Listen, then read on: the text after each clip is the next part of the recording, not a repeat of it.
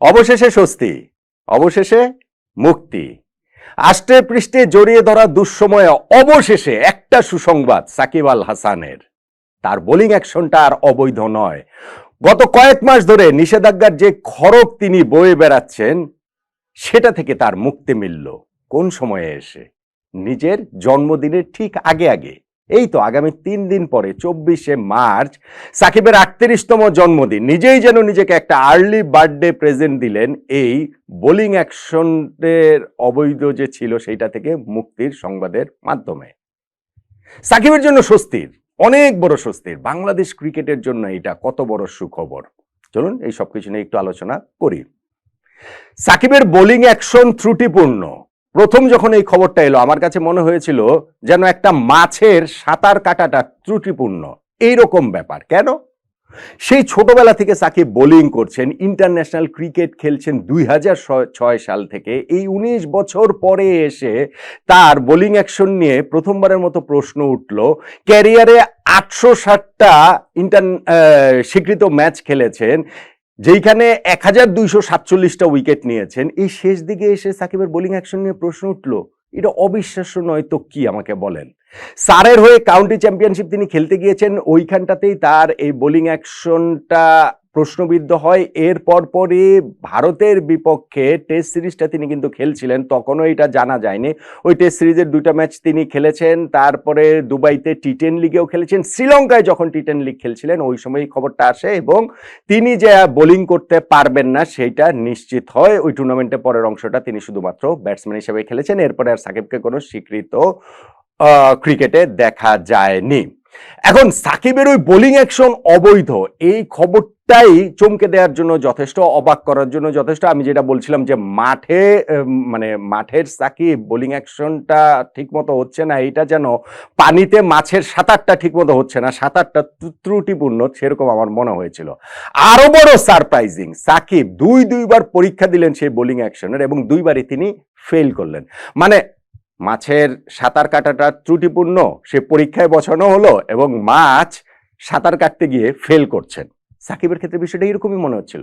অবশেষে তিনি এইবার 3য় দফায়, এর আগে 2বার পরীক্ষা দিয়েছিলেন, একবার ইংল্যান্ডে একবার ভারতে, 2বারই তার অ্যাকশনের ত্রুটি থেকেই গিয়েছে। এইবার সেই ইংল্যান্ডে আবারও তিনি পরীক্ষাটা দিলেন। গত 9 মার্চ পরীক্ষাটা দিয়েছিলেন, গতকালকে রেজাল্টটা এসেছে এবং সেই রেজাল্টে সেই স্বস্তির খবরটা মিলেছে। আজকে বাংলাদেশ ক্রিকেট বোর্ডও তাদের মেইলের মাধ্যমে অফিসিয়ালি জানিয়েছে যে সাকিবের বোলিং করাতে আর কোনো রকম কোনো সমস্যা নেই।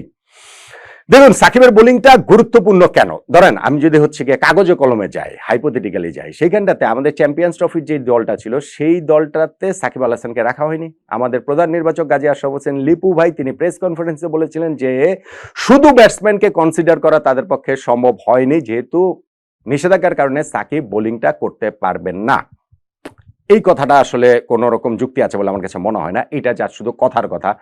সাকিব যদি শুধুমাত্র ব্যাটসম্যান হিসেবেও থাকতেন, ওই রাজনৈতিক বাস্তবতাটা না থাকলে, তাহলে সাকিব চ্যাম্পিয়ন্স ট্রফিতে খেলতো, তার এই ব্যাটিং এর খারাপ ফর্ম নিয়েই খেলতো, তার এই যে চোখের সমস্যা নিয়ে স্ট্রাগল করছেন ব্যাটিং এ, সেটা নিয়েই তিনি চ্যাম্পিয়ন্স ট্রফিতে খেলতেন। কিন্তু যখন চিফ সিলেক্টর বলেছেন, তার মানে তো ধরেন এটাকে আমরা অফিসিয়াল ধরে নিতে পারি। এখন যে সাকিবের আর ব্যাটিং এ বোলিং এ কোথাও আর কোনো, ব্যাটিং এ তো আর সমস্যা ছিল না, বোলিং এ যে আর কোনো সমস্যা হবে না, তো সেই জায়গাটাতে কি আমরা সাকিবকে ন্যাশনাল টিমে এক্সপেক্ট করতে পারি?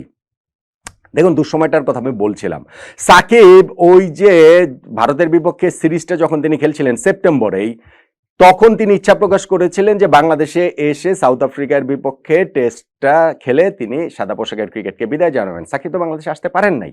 সাকিব তো যুক্তরাষ্ট্রে থাকা তার পরিবারের থেকে বিদায় নিয়ে টেস্ট খেলার জন্য এই বাংলাদেশের উদ্দেশ্যে রওনা হয়ে দুবাই পর্যন্ত এসে বাংলাদেশে ঢোকার ক্লিয়ারেন্স তিনি পান নাই।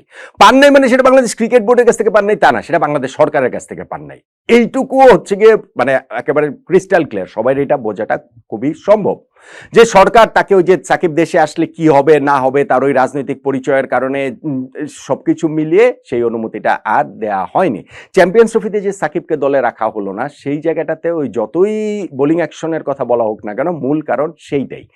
এখন যখন সাকিবের আর বোলিং করতে পৃথিবীর কোথাও ন্যাশনাল লেভেল ইন্টারন্যাশনাল লেভেল কোথাও কোনো সমস্যা নেই, সাকিবকে তাহলে কি ন্যাশনাল টিমে ডাকা যাবে, এটা আমাদের ক্রিকেটের জন্য বিরাট স্বস্তির বিষয়। রাজনৈতিক সেই বাস্তবতা বদল হয় নাই। অতএব সাকিব আল হাসান বোলিং অ্যাকশনটা তার অবৈধ হয়েছে, এটা তার জন্য সুসংবাদ। তার এই পুরো ক্যারিয়ারে যে এত এত অর্জন, সেই অর্জন, এই যে উইকেটের কথা আমি বললাম যে 1247টা উইকেট নিয়েছেন, সেইগুলোর পাশে তো একটা কালো একটা কলঙ্ক ফোটা তো লেগেই ছিল যে না, বোলিং অ্যাকশনটা অবৈধ, এই কয়েক মাসের জন্য হলেও সেই জায়গাটা থেকে তিনি নিজেকে মুক্ত করতে পেরেছেন। এখন বিভিন্ন জায়গাতে পৃথিবীতে ফ্র্যাঞ্চাইজি লিগ খেলে বেড়ানোটা সাকিবের জন্য আরেকটু সহজ হবে। শুধু ব্যাটসম্যান সাকিবকে ব্যাপারে অন্যরা ফ্র্যাঞ্চাইজিগুলো যতটা আগ্রহী হবে, এখন অলরাউন্ডার সাকিবের ব্যাপারে আগ্রহীটা তার চেয়ে বেশি হবে। সো এটা তার জন্য স্বস্তির বিষয়। কিন্তু সাকিব, বোলার সাকিব ফিরেছেন, অলরাউন্ডার সাকিব ফিরতে আর কোনো সমস্যা নেই, সেই কারণে বাংলাদেশ ক্রিকেটে তার ফিরতে কোনো সমস্যা নেই, বিষয়টা সেরকম না। ওই রাজনৈতিক বাস্তবতা চেঞ্জ হয় না, এবং যেহেতু সেই রাজনৈতিক বাস্তবতা চেঞ্জ হয় না, সাকিব আল হাসানকে বাংলাদেশ ক্রিকেটে আমি সহসাই আর দেখতে পাচ্ছি না। আদৌ আর দেখতে পাবো কিনা সেটাও একটা বিরাট প্রশ্নবোধক চিহ্ন রয়েছে। দেখুন, সাকিব কিন্তু অফিসিয়ালি অবসর তো নেননি। টেস্টের কথা বলেছিলেন, বাংলাদেশে এসে তিনি লাস্ট টেস্ট খেলতে চান, তিনি সেটা খেলতে পারেননি। তারপরে কি তিনি অবসরের ঘোষণা দিয়েছেন? দেন নাই। সাকিব আল হাসান ও ওয়ানডে ফরম্যাটে চ্যাম্পিয়ন্স ট্রফির দলে সিলেকশন প্যানেল তাকে রাখেনি, ওয়ানডে থেকে তিনি অবসরের ঘোষণা দিয়েছেন? দেননি। হ্যাঁ, ওই প্রেস কনফারেন্সে শুধু তিনি বলেছিলেন যে টি-20তে লাস্ট ম্যাচ আমি খেলে ফেলেছি, লাস্ট টি-20 ওয়ার্ল্ড কাপে। সো টেস্ট এবং ওয়ানডের জন্য সাকিব এখনো সিলেকশনের জন্য অ্যাভেলেবেল। তবে বয়স 38 বছর হয়ে গিয়েছে, এবং এখন এই অবস্থাতে দাঁড়িয়ে বাংলাদেশের যে সামগ্রিক পরিস্থিতি, বাংলাদেশের যে রাজনৈতিক পরিস্থিতি এবং সাকিব আল হাসানের যে রাজনৈতিক বাস্তবতা, তাতে বাংলাদেশের জার্সি গায়ে আবারও সাকিব আল হাসানকে দেখাটা টাফ, খুবই টাফ। এইটা আসলে ক্লোজ টু 0% সম্ভাবনা বলেই আমার কাছে মনে হয় এই মুহূর্তে দাঁড়িয়ে। কিন্তু মানুষটা যখন সাকিব আল হাসান, শেষ কথা বলে তো আর কিছু নেই, এবং সবসময় তিনি আমাদেরকে একটু চমক দিতেই মনে হয় ভালোবাসেন, সেইটা in a positive way or in a negative way. যেটা এই অবৈধ বোলিং অ্যাকশনের ক্ষেত্রে হয়েছে, যে সবাই চমকে গিয়েছিল, সেইখান থেকে তিনি যেভাবে বেরিয়ে এলেন। সো সাকিব আবার নিজের এই দুঃসময়ের জাল ছেড়ে আরও একবার বেরিয়ে এসে বাংলাদেশের জার্সিতে তাকে আরও একবার যদি দেখা ভবিষ্যতে যায়ও, তাতেও সেটা সাকিব সুলভ হবে। কিন্তু এখনকার মুহূর্তে দাঁড়িয়ে আমি আসলে মনে হচ্ছে না আমার এই বোলিং অ্যাকশনটা অবৈধ থেকে বৈধ হয়ে যাওয়াটা সাকিবের বাংলাদেশের জার্সিতে ফেরার সম্ভাবনাটাকে 0% থেকে 1%-এ উন্নীত করেছে, বা ধরেন 1% থেকে 2%-এ উন্নীত করেছে। আমার কাছে সেটা মনে হয় না। তবে ভক্তরা, সমর্থকরা বিশ্বের বিভিন্ন ফ্র্যাঞ্চাইজি লিগে সাকিব আল হাসানকে আরেকটু বেশি করে দেখতে পারবেন, ওইটুকুই বোধহয় স্বস্তি।